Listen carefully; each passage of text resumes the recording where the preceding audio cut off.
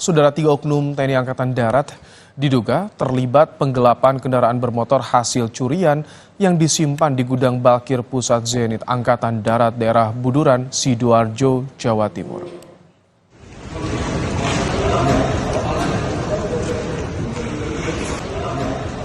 Inilah video amatir saat Polda Metro Jaya bersama Pomdam 5 Brawijaya menggagalkan upaya penyelundupan dan penggelapan motor hasil curian yang diduga melibatkan oknum TNI Angkatan Darat.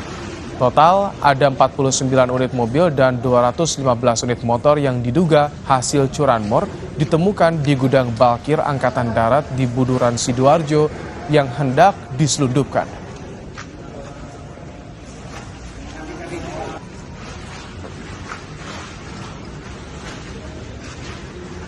Tiga orang oknum TNI Angkatan Darat yang diduga terlibat dalam penggelapan kendaraan curian ini masih diperiksa oleh Pomdam 5 Brawijaya.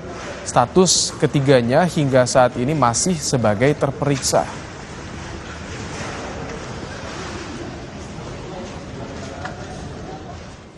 Saat ini untuk khususnya organik oknum TNI yang terlibat di dalam itu sudah ditangani oleh pihak Pomdam 5 Brawijaya. Sampai dengan saat ini ada 3 oknum TNI ya, yang dengan inisial. Yang pertama adalah Kopda AS, kemudian ada Praka J, kemudian ada yang kedua orang itu dia asal satuannya dari Puspalat, kemudian ada lagi dengan Mayor BP itu dari Puziat. Status 3 oknum itu masih terperiksa atau seperti apa? Masih terperiksa. Kendaraan hasil curian yang diduga digelapkan oknum TNI Angkatan Darat di Sidoarjo tiba di Polda Metro Jaya, Jakarta.